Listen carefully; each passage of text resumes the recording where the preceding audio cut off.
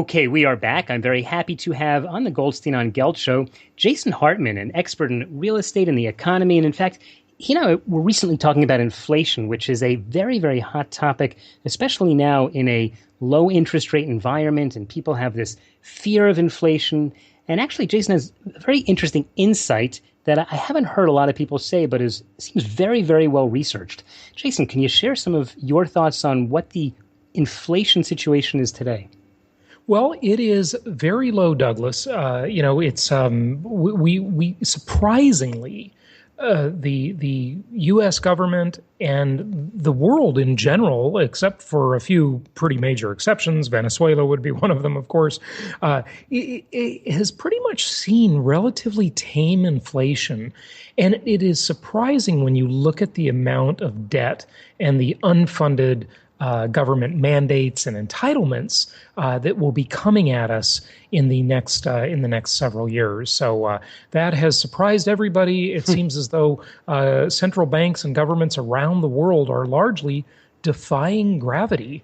So that's a scary thing when you talk about that. That's the type of language that people look at retrospectively and say, oh, it was a balloon. It could never last. It was so obvious, right? Yeah. So is it so obvious? Is there something that we should actually be concerned on in terms of inflation? Well, we've got these multiple forces, and what I do is at my company is I help people build nationwide real estate portfolios, and I help them invest for any one of three scenarios, whether it be inflation, deflation, or stagnation, which is not to be confused with stagflation that we saw during the late 70s. And I'm speaking generally of the U.S. economy when I say this. Mm-hmm. Any one of those scenarios is certainly possible, right? And we've got these two huge forces. And these two forces are really bigger than they've ever been in human history. Okay, so let's back up 1 second, because you're scaring people. Okay. And I want to give them a definition. So let's go ahead and define. Let's start with inflation, which I think more people are familiar with, but then talk to me about deflation and stagnation. Absolutely. Okay, so inflation, which probably all of your listeners understand, but oddly, people don't really understand the nuances of it sometimes, and that's what I help people see. So inflation is when your currency, the money in your wallet, becomes less valuable. Inflation reduces the purchasing power of the money in our pocket, our savings account, our checking account, the wealth that we have in stock portfolios, and thankfully, and this is one of the things I really teach, is it reduces the value of debt that we owe. So this is what I call the double inflation arbitrage that hopefully we'll get some time to talk about here, where people can basically become very wealthy by inflation. Okay. So that's inflation. Most people understand that one. Deflation is the opposite. It's when your savings or the money in your wallet or your stock portfolio, assuming the stock portfolio doesn't go down in value, of course. And when I say value, I mean nominal value, like the S&P 500 amount, the number on it. Okay, when it actually becomes more valuable, so your purchasing power becomes stronger in a deflationary environment. And most people would think that's a good thing. Why wouldn't it be good if my money will go further, if I can buy more? But deflation is actually one of the worst economic scenarios you can ever have. I'll be happy to explain why. Yeah, go ahead. Talk to us about why. So what happens in a deflationary environment? It's actually worse than inflation, okay? And governments are scared to death of deflation because people postpone purchasing. And an economy runs largely on something called the velocity of money. And when velocity slows because people put off buying decisions, I mean, think about it. Why would you buy something today if you can buy it for less tomorrow or next week or next month? Right? You would wait as much as possible to buy something unless it was an absolute necessity like food or energy, okay, which we all consume on a regular basis. So when people put off those buying decisions, what happens? The whole economic machine slows and ultimately comes to a grinding halt. And so it is a very dangerous downward spiral. Deflation, very dangerous. Something definitely to watch out for. We're talking with Jason Hartman, who is an expert in real estate. He helps helps people to build nationwide portfolios of real estate. He's been talking to us about some very basic but critical terms in the economy, specifically inflation and deflation. Jason, I'm going to ask you just to define that last term, stagnation, and then I'd like to go into a discussion of how people can actually make money in an inflationary environment. Yeah, great question. So basically, stagnation is when you're sort of in that middle ground where nothing much is happening either way. You have very low or no inflation. You have very low or no deflation, and things are just kind of chugging along. And oddly, governments and central banks like the Federal Reserve or the European Central Bank, the ECB, they don't like that either. They actually have a target inflation rate. And this is related to a concept called the Phillips curve, because they've sort of decided that this ideal number of about 2 or 3% inflation keeps employment at a good number and keeps inflation under control, but not too high. Now, I'm not saying I agree with all this, but that's what they think. Okay. That's what they're talking about. All right, so we have three possible scenarios: inflation, deflation, and stagnation. Yeah. But and then we have some varieties of each, but those are the basics. Yeah. Right, always a mix, a salad of the economy. In the 20-plus years that I've been dealing on Wall Street, I think mostly we've been talking about an inflationary environment. Yep. Tell me, given the fact that, as you said before, when there is inflation, it's good for people in debt, and that, of course, sounds like someone who's taking a mortgage. Explain to me how that works. Yeah, great point. So, to understand inflation, we really need to distinguish between real and nominal. Nominal means in name only. It means what is a dollar, for example, called? Well, the name of a dollar was still a dollar 100 years ago. The value fluctuates, though, and that's the real value, the difference between nominal and real. And as inflation destroys the value of our savings, our stocks, our bonds, and even our equity in real estate, thankfully, it destroys the value of our debt, too.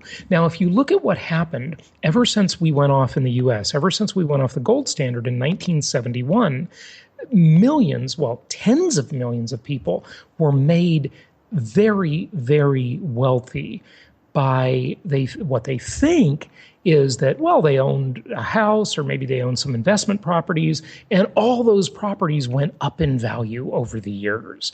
And that is true somewhat, but the hidden wealth creator was the fact that the mortgage, the debt against those properties, went down in value at the same time. And most people think, well, I pay off my mortgage slowly over time, or if I have a rental property, my tenant pays off my mortgage slowly over time. That's the small game. The big game is inflation. And just to take this out of the idea that it's some esoteric theory, let me share with your listeners a real example that really happened to tens of millions of people. In 1972, the median house price in the U.S. was $18,000. If you got a mortgage for 80%, that'd be $14,000. I am rounding off here. It's $14,614, but I'm rounding off a little bit. And the mortgage rate was 7.37%. And in 1972, a dollar was worth a dollar.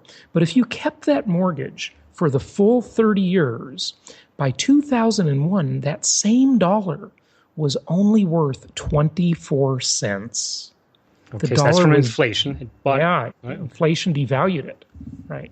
So here's what really happened. When you analyze this whole deal, this is a house that somebody lived in. It's much better, dramatically better with an investment property. But you thought you were paying 7.37% on that mortgage.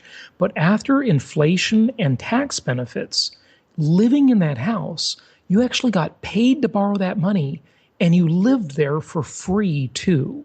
So you not only got a place to live for free for 3 decades, for 30 years, but you also got paid, literally paid, 1.16% to borrow that money.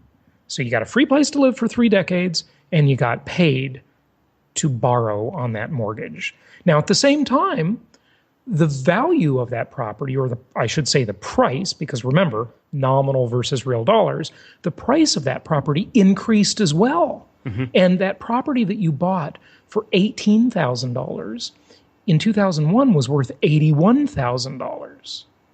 So this is what I call the double inflation arbitrage. It's the hidden wealth creator that income property offers to people because it is a multi-dimensional asset class. So let me just say back to you what you said, make sure I understood it. That people borrowed money, and then over time, as they were paying back that money to the bank, they were paying it back with cheaper dollars. So ultimately, they didn't need as much money to pay back than they had originally borrowed. They borrowed these very valuable dollars, but over time, the dollar lost its value, but they still paid back the nominal value, a specific dollar amount, and so it was like they were able to pay back with cheaper dollars. You are absolutely right. You nailed it. Remember that inflation redistributes wealth from lenders to borrowers. Lenders are impoverished through inflation, and borrowers become more and more wealthy through inflation. It is funny, but the banks seem to be doing pretty well, and they're the ones lending the money. They do, but here's the reason.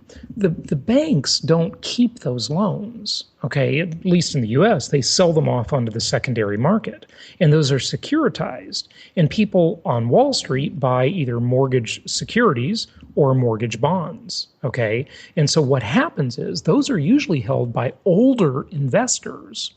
And when you buy a bond, you basically become a lender. You're in the position of being a lender, essentially. That's what a bond is, okay? It is a promise that you'll get repaid. And you're getting repaid, of course, in cheaper dollars. Now, in a deflationary environment, this works the opposite way. But there are some tricks to arbitraging that one, too. Right, and maybe we can talk about that in the future. But But that's quite interesting. Inflation is the most powerful method of wealth redistribution. This is truly amazing. And I'll tell you what's also amazing, Jason, is that people tend not to talk about this. They don't look at it in these terms. So what I'd like to do is, because we're just about out of time, I know you've written a lot about this, and there's a huge amount that people can learn from you. So in the last few seconds, just tell us, how can people follow you, follow your work, and learn more about what you're doing? Yeah, thank you. So my website is jasonhartman.com. That's just my name, Jason, Hartman.com. And you can find me there. On Twitter, I'm at Jason Hartman ROI, as in return on investment, ROI, Jason Hartman ROI. And then, of course, my podcast is available on iTunes and Stitcher Radio and all the usual places. Just type my name. And I will tell everyone it was a fabulous podcast. I've not only heard it, but I've had the honor of being a guest on it as well. Jason, It's really great talking to you. We're going to put links to all of those at the show notes of today's show at goldsteinongelt.com. Thanks so much for joining us. Thanks for having me, and happy investing to you and your listeners. You've been listening to the Goldstein on Gelt Show with money maven Doug Goldstein. Doug's weekly radio show is heard around the world. If you miss it, you can download the podcast at www.goldsteinongelt.com. The Goldstein on Gelt Show gives you up-to-date financial ideas so you can get on the path to financial freedom. If you'd like your questions answered on the air or off, send Doug an email to doug@profile-financial.com. It's your money for your future, so join Doug every week to build your wealth on the Goldstein on Gelt Show.